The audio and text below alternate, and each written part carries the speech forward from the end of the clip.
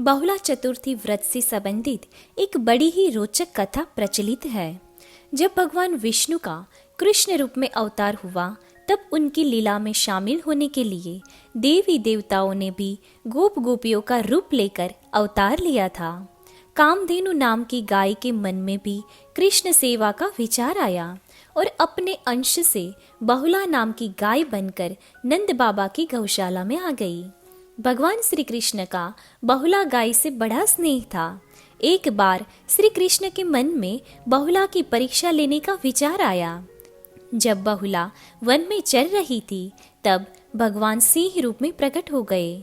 मौत बनकर सामने खड़े सिंह को देखकर बहुला भयभीत हो गई, लेकिन हिम्मत करके सिंह से बोली, हे वनराज, मेरा बछड़ा भूखा है। बछड़े को दूध पिलाकर मैं आपका आहार बनने वापस आ जाऊंगी। सिंह ने कहा कि सामने आए आहार को मैं कैसे जाने दूं? तुम वापस नहीं आई तो मैं भूखा ही रह जाऊंगा। बहुला ने सत्य और धर्म की शपथ लेकर कहा कि मैं अवश्य वापस आऊंगी। बहुला की शपथ से प्रभावित होकर सिंह बने श्री कृष्ण ने बहुला को जाने दिया। बहुला अपने बछड़े को दूध पिलाकर वन में वापस आ गई। बहुला की सत्य निष्ठा देखकर श्री कृष्ण अत्यंत प्रसन्न हुए और अपने वास्तविक रूप में आकर कहा कि हे बहुला, तुम परीक्षा में सफल हुई। अब से भाद्रपद चतुर्थी के दिन गौ माता के रूप में तुम्हारी पूजा होगी। तुम्हारी पूजा करने वाले को धन और संतान का सुख मिलेगा। कहते हैं कि बहुला चतुर्थी व्रत संतान को मान सम्मान और ऐश्वर्य प्रदान करने वाला है। निसंतान को संतान सुख की प्राप्ति होती है। मान्यता है कि इस व्रत को रखने से संतान को कष्टों से मुक्ति मिलती है और धन धान्य में बढ़ोतरी होती है।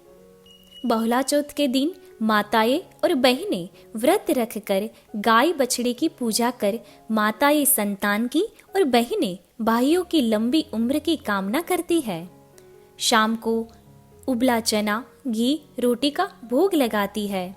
इस तरह वो गाय और बछड़े की पूजा कर कर ही खाना खाती है। इसकी पूजा विधि कैसे करनी है वो हम आपको बताते हैं। इस दिन सुबह जल्दी उठकर नित्य कर्मों से निवृत्त होकर स्नान के बाद साफ कपड़े धारण करना चाहिए। इस दिन महिलाएं निराहार व्रत रखती है। शाम के समय गाय और बछड़े की पूजा करती है। शाम को पूजा में कई तरह के पकवान बनाए जाते हैं, जिन्हें बहुला को अर्पित किया जाता है। इस भोग को बाद में गाय और बछड़े को खिला दिया जाता है। कहते हैं कि बहुला चतुर्थी के दिन भगवान गणेश की पूजा का भी विशेष महत्व होता है। आशा रखते हैं कि बहुला चतुर्थी की ये कथा आपको बेहद पसंद आई होगी। धन्यवाद।